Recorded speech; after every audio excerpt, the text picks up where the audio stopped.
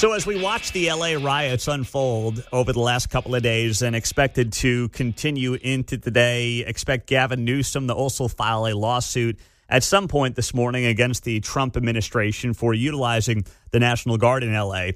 I was thinking about just the hierarchy of local representatives all the way up through the governor's office that California has dealt with over the last few years.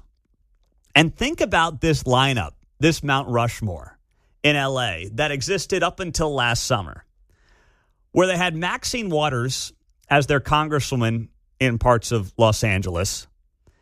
They had Karen Bass as their mayor, right, who was infamously MIA, literally on the other side of the world when those wildfires broke out. And she probably hasn't gotten enough criticism nationally for the way that the post-wildfire rebuild has taken place and how slow the process has been because of red tape, because of environmental craziness, because of all the things that we predicted would cause California to have a very slow rebuild coming out of these wildfires has happened to a T. And, you know, we're not going to talk as much about that, obviously, in Kansas City, but it seems like even some of the national media outlets have missed out on that.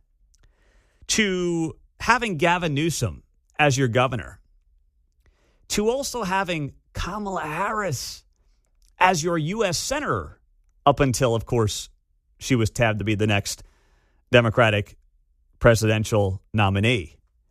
I mean, that is, you're talking about 4 for 4 on people who have done nothing in public office. That is admirable. That is a successful policy for regular, everyday folks. I mean, that is as bad as it gets. I was trying to think of other places where you can even come close to that kind of a murderer's row of just awful politicians, where you've got Maxine Waters, Karen Bass, Gavin Newsom, and Kamala Harris. And the only thing I could think of that was ever anywhere in the ballpark of being as bad as those 4 was New York City a few years ago when they had AOC, Bill de Blasio, you know, the Big Bird guy who was their former mayor, to Andrew Cuomo as their governor when he was, of course, allowing old people to get killed in nursing homes during COVID, and Chuck Schumer as your U.S. Senator. Like that's as close as I could think of when you stack up those offices against each other as just having the worst people imaginable in public office.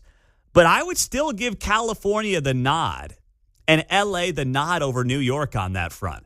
I mean, if you're sitting in Kansas right now and you're like, man, I don't know, I think we could do better than Sharice Davids and Mike Kelly and Laura Kelly, no relation, and Jerry Moran, I'm just throwing out names here. And you may not say, hey, that's the best of the best. It probably isn't the best of the best. But it's not L.A. and it's not New York, John. I was going to say, you said we could do better. And the answer, of course, is that's true. However, having said that, nowhere near the bottom of the barrel. Well, I'm trying to make sports analogies here, too. Like, is this the 2012 Chiefs here where you've got Romeo Crennel, Scott Pioli, Matt Castle? Ouch. You going 2-14? Like, is that lineup of L.A./California politicians? I think people respect Crennel a little bit better in this market, so back it up 1 to Todd Haley. Okay. And I think that probably will take the cake. All right, fair enough. Oh, man. And people seem to like Matt Castle. Like, do you go to Brady Quinn? Like, do you throw him into the mix here? But, man, that's brutal. Stevens and KCK, go ahead, my man. What do you got for me? Good morning. Oh, Pete, I'm going to submit Chicago for nomination here, man. And compared to Chicago, Sharice Davids and Frank White and Cue Ball look like stable public servants. And, I mean, their own citizens were rebelling against them because they were giving out benefits to illegal immigrants. I mean, they're just. I mean, Chicago has got to be down there. Here's why. The reason I didn't put Chicago in there, like we know their senator. I was thinking about Dick Durbin. We know about J.B. Pritzker. You know, who's eaten 7 people during his time as governor. You know, their mayor's awful, but there's not a member of Congress from Chicago that at least draws the attention like a Maxine Waters or an AOC does. You know, like I don't really know a lot of the Congress members from Chicago. They don't seem to want that kind of attention. They're working on one on the set. This new AOC girl, this cat girl, Azubuike or whatever her name is. They're working on one down there. I just saw her on Morning Joke. She's quite a crazy. But they think that these people are stars. They think that Gavin. That's the best part. O'Reilly was absolutely right. You know, they think that Gavin Newsom is standing up to Trump. You know, that he's fighting the good fight by suing the National Guard. I mean, let these guys keep going. Let them. I mean, Trump is going to crush these Transtifas or whatever they're calling themselves. Did you see the Palestinian flags? You know, they're giving up the game yesterday when you see the Pali flags and all the signs are the same and all the camping. You kind of alluded to this earlier. All the camping equipment. It's an NGO AstroTurf type protest. Mm-hmm. Let Gavin do what he's going to do. I mean, Steve Hilton. I'm hoping for Steve Hilton to beat him because of the good of the country. But it's going to be tough out there, man. Listen, it's still California. Thank you, Steve. Let's go to James in Olathe, 913-408-7957. What's up, James? Hey, how you doing, Pete?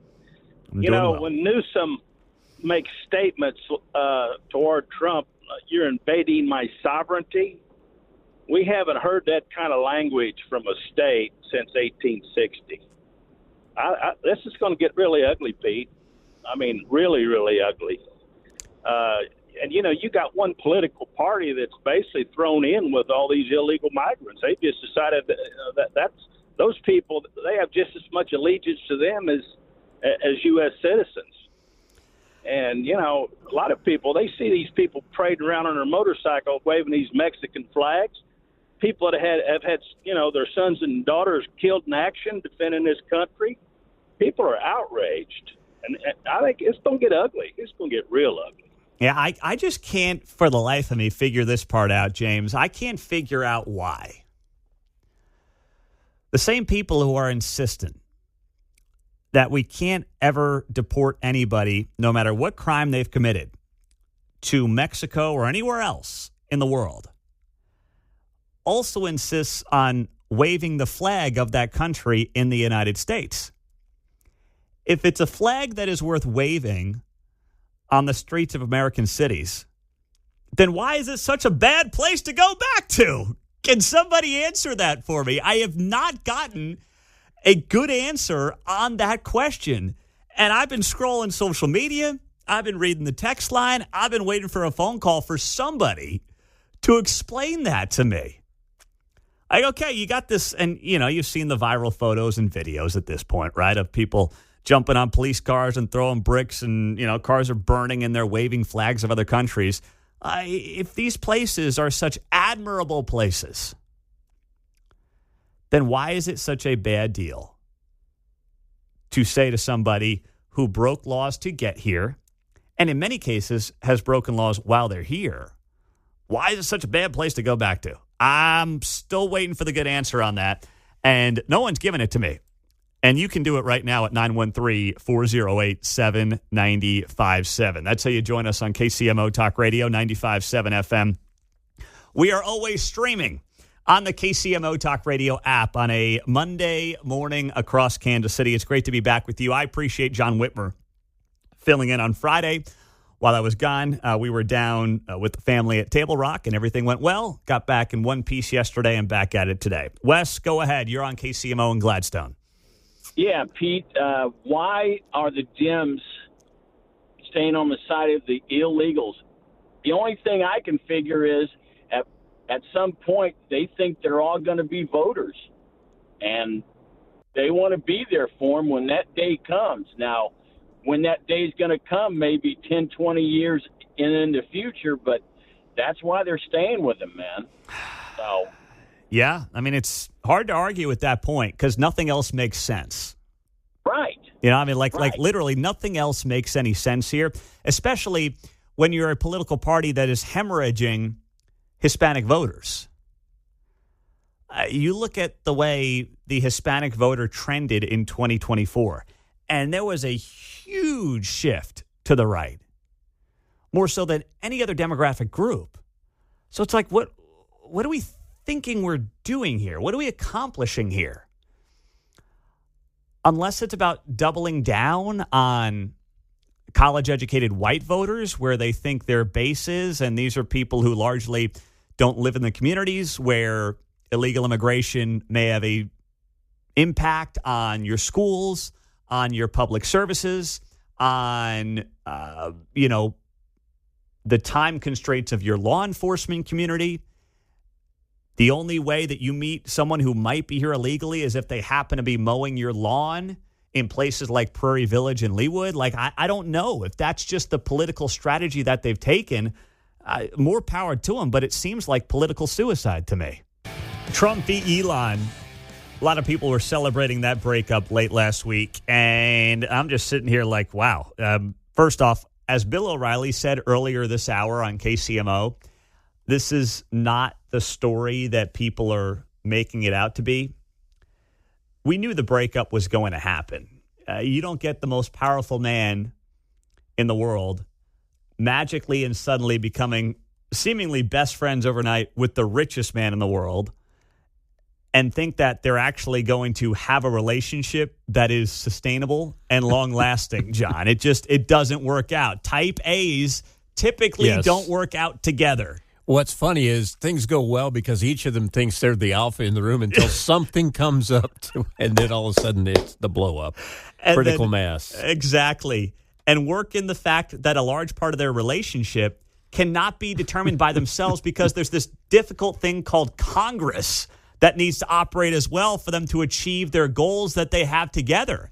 It's not even like a relationship where it's like two people come together and they can determine their own future. They can't even do that because you got this Congress thing in the way. Yeah. It all started over a golf score, no doubt. Oh, there's no doubt about it. So the winner gets Biden, by the way, on this fight, if we have it. Pay-per-view. Oh, the boxing match. So apparently, this came courtesy of Steve Bannon. It was reported on in the Washington Post that there was a physical fight between Elon Musk and Scott Bessent, the Treasury Secretary. Steve Bannon said in an interview that Scott Bessent said to Elon Musk, quote, "You're a fraud. You're a total fraud." This is over Scott Bessent, I guess, being disappointed that Elon was overpromising on what Doge could theoretically cut. Musk, according to the report, then rammed his shoulder into Scott Bessent's rib cage like a rugby player. And Bessent hit him back. Multiple people stepped in to break up the scrum as the two men reached the National Security Advisor's office and Musk was shuffled out of the West Wing. President Trump heard about this and said, "This is too much." When Trump says this is too much, it's too much. Okay? That's a high bar. Trust me. You know, if there's one thing we learned from Trump 1.0, and this is true going back to his business history, to The Apprentice, Trump likes, and he doesn't actually get enough credit for this, he likes having people in his inner circle who disagree with each other. He likes having that competition within his cabinet. He doesn't, as much as people perceive him as like this great dictator who just wants a bunch of yes men around him. Now, don't get me wrong. Trump likes putting on a show with yes men around him. But I actually think behind closed doors, he likes people who disagree. And there have been multiple reports during his time in business, during his first term to now, where things get leaked about people high up in his administration arguing with each other about the right way forward. And things getting pretty heated about what the country needs to be doing. And Trump actually likes that. He likes the competition. He wants the best ideas to win out. But even Trump's like, I can't have guys body checking each other in the West Wing.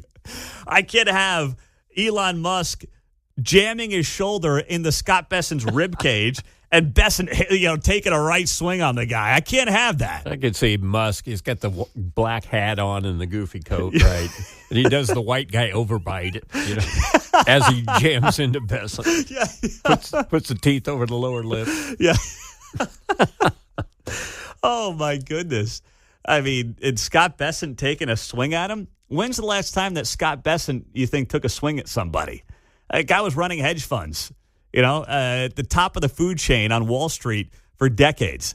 And now he's fighting with Elon Musk in the West Wing? I can't. It's hard enough to comb my hair with a suit coat on. I can't get my arms up. What are you thinking, dude? Yeah. I mean, this is wild. Now, of course, like anything else, some of you, I don't know if that's true. All right, Steve Bannon's out over his skis. Maybe so. I'm just going off of what the reporting is this weekend. And that's what came out. Yeah, at least this White House, we get to find out about it. Yeah, well, that's We're true. still looking for the cocaine owner and et cetera. So, From the last guy. Don't worry, Dan Bongino's on it, okay? Yeah. Oh, so it's man. like a reality series. Yeah, that's what this is. And I can't get over how many people are like, yeah, we sent Elon back to Tesla. We got rid of Elon. As if now the attempts by Doge and this administration to cut the budget and cut into the $2 trillion annual deficits are just like going away. Do you really think you won anything? You knew that this Elon thing was going to end. It had to end as a special government employee within a few months anyway.